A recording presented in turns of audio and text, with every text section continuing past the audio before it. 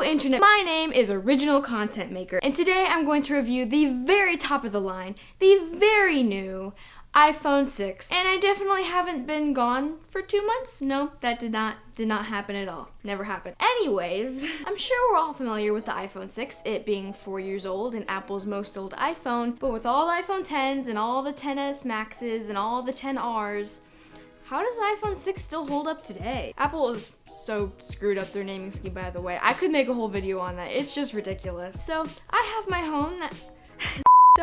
phone right here that is most definitely not on a case. It's running iOS 12, but even when it was running the slightly less good performing iOS 11, it's still been running like a breeze, actually. Now, you might just be thinking, Lauren, what the heck? This thing can't do decently, it's an iPhone 6, and I honestly don't blame you for being like that, because that's what you probably think when you think of an iPhone 6. You think of oldness and outdatedness, but it still works fine for the average user, even though the specs really aren't great, as it has an A8 chip compared to the latest A12 Bionic chip in the new iPhones, has 1 gig of RAM compared to 4 gigs of RAM, it has 720p screen compared to like a really high resolution screen, Super Retina, etc. And maybe I just don't have an iPhone XS, so I don't know how much better it is compared to the iPhone 6, but I do have an iPhone 6, so I do know how this performs. And like I said, with daily tasks, it performs like a breeze. You can easily watch YouTube, you can browse Instagram, you can write that script that you should have been writing 2 months ago. I would just like to say before the video goes on that at this point in the video, I'm about to tackle the gaming subject. I state that on iOS 11, the gaming performance is weak as it often lags and ends up crashing from that lag. While that is true, I did not mention what the performance was like on iOS 12, so here you are. It's definitely better and smoother than on iOS 11, as lag and crashing is not nearly as common, though playing any sort of games does heavily drain your battery. Okay, back to the video.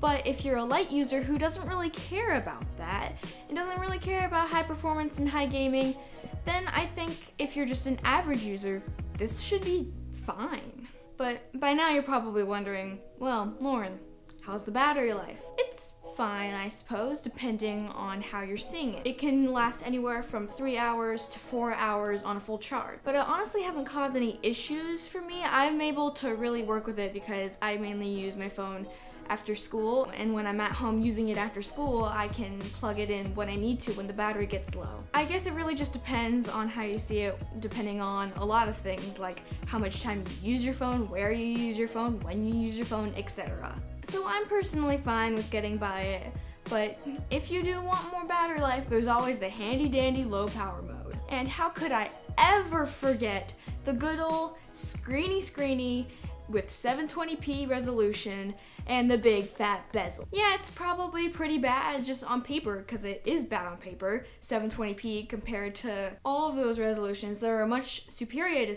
720p makes 720p sound like 144p. It's still really easy to see. I haven't seen it being blurry or just not good looking. I'm sure if you held it up to a much superior screen, then it would look a lot worse.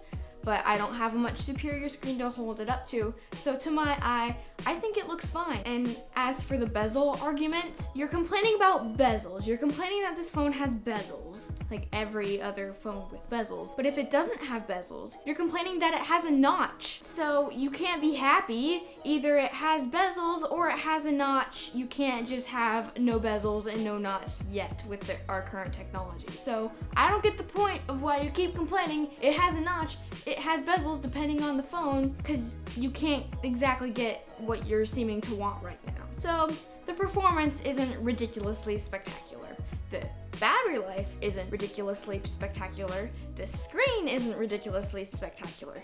This phone isn't ridiculously spectacular. But you know what is ridiculously spectacular? The price. I've been hearing a lot of complaints about, just in general, about how expensive the iPhones are getting, because yeah, they're getting really freaking expensive. But I got this iPhone, and as I mean my dad, got this iPhone for $30. So if you're broke, you want a phone, you're a light user, I think you can give this thing a shot. Also, don't even start about Bendgate, because mine has not bent a millimeter. Anyways, thanks for watching. I'll try and be posting more often in the future. If you have any video ideas to leave in the comments below, please leave them in the comments below. And I'll see you hopefully in less than 2 weeks.